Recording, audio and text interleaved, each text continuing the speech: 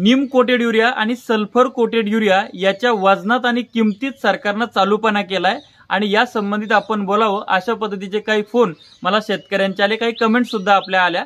ॲग्रोवननं सुद्धा याच्यावर व्हिडिओ केलेला आहे, बातमी सुद्धा आलेली त्याची, तर याच्यावर मी आज व्यक्त होणार आहे। नमस्कार, मी ज्ञानेश्वर खरात पाटील। ॲग्रोवननं जे उदाहरण दिलं होतं पार्लेजी पुड्याचं, आता मी जेव्हा लहान होतो त्यावेळेस पार्लेजी पुडा एवढा यायचा आणि तो आता एवढाच येतोय।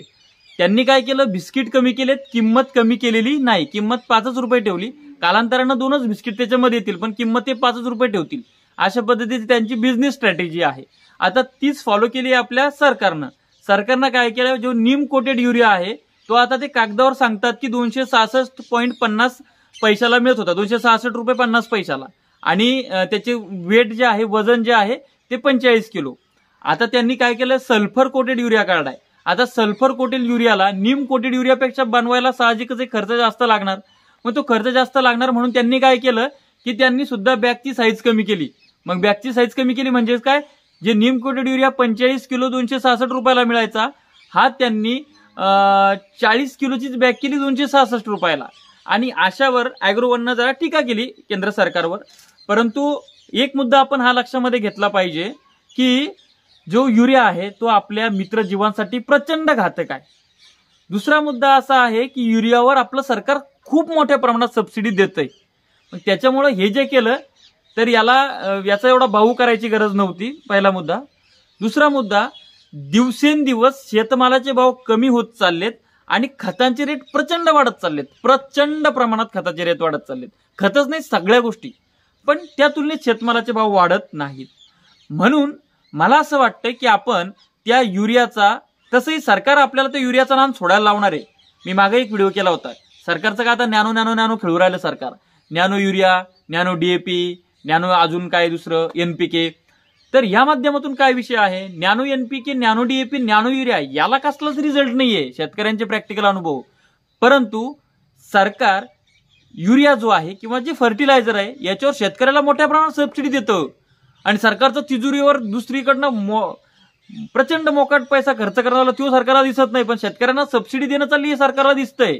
आणि म्हणून ती सरकार ती सबसिडी कपात करायची, मग सबसिडी थेट कपात केली तर शेतकरी विरोधात जातील, मग त्याच्यामुळे ज्या गोष्टीवर सबसिडी मिळते ती गोष्टच काढून टाकायची, म्हणजेच काय, ते खतच बाजूला करायचे, नॅनो युरिया पुढे आणायचा। सगळे आरक्षणासाठी भांडणं करतायत सध्या, परंतु सरकार नोकऱ्याच कुठे काढतंय, त्यामुळे आरक्षणाचा लाभच तुम्हाला मिळणार नाही, तुम्ही कशाला विनाकारणचे भांडणं करताना आरक्षण मागता। अशा पद्धतीची स्ट्रॅटेजी आपल्या सरकारची भूमिका आपल्याला त्या ठिकाणी दिसते। मग याच्यामध्ये आपल्याला जर जगायचं असेल तर आपल्याला सेंद्रिय खताकडे वळावं लागेल। आपला गांडुळावर जर तुम्ही 2 युरियाचे दाणे जर टाकले तर तो गांडूळ इतका तडफडू मरतो, मग विचार करा तो आपल्या बाकी जीवांचा तो युरिया काय करत असेल। या सगळ्या गोष्टीकडे आपल्याला यावं लागणार आहे आणि आपल्याला सेंद्रियाचा हव्यास आता घ्यावा लागणार आहे, सेंद्रियाचा आटास आपल्याला धरावा लागणार आहे। आणि सेंद्रिय आपण आपल्या थोडंफार उत्पादन कमी झालं चालतं, पण उत्पादन खर्च खूप वाचू राहिला ना, ते त्या तुलनेत सारखंच आहे। म्हणून सेंद्रिय खतं पण आता पॅकिंगमध्ये मिळतात, फक्त विश्वासार्हता गरजेची आहे। इमानदार माणसाकडनं आपण ते घेऊ शकता, त्याचे रिझल्ट घेऊ शकता, किंवा स्वतः सुद्धा हिरवळीचे खतं असतील किंवा सेंद्रिय खतं असतील, सेंद्रिय कर्ब आपल्या शेतातला कसा वाढेल, त्यानंतर आपल्या शेतीची उत्पादकता, ज्याला आपण कस म्हणतो, जमिनीचे कस, प्रोडक्टिव्हिटी ती कशी वाढेल, यासाठी आपल्याला जमिनीच्या पिकांची फेरपालट करणं, जमीन उन्हाळ्यामध्ये तापू देणं, खतांचा वापर कमीत कमी करणं, खतांना पर्याय शोधणं, या सगळ्या गोष्टी आपल्याला करावं लागणार आहेत। आणि सरकारनं जे केलंय ते नीम कोटेड युरिया आणि सल्फर कोटेड युरिया, अर्थातच आता सल्फर कोटेड युरिया जर करायचा असेल तर थोडाफार खर्च लागणारच आहे आणि सबसिडी तर तुम्हाला मिळतीच आहे, मोठ्या प्रमाणात सबसिडी सरकार देते, त्यामुळे प्रत्येक वेळेस सरकारवर टीका करणं हे काही योग्य वाटत नाही। व्हिडिओ कसा वाटला कमेंट्स करून सांगा। अशाच नवनवीन व्हिडिओसाठी आपला चॅनल सबस्क्राईब करा, साईडला असलेले बेल आयकॉन दाबा। तुर्तास थांबतो, आपली रजा घेतो, आपला ज्ञानेश्वर खरात पाटील। धन्यवाद।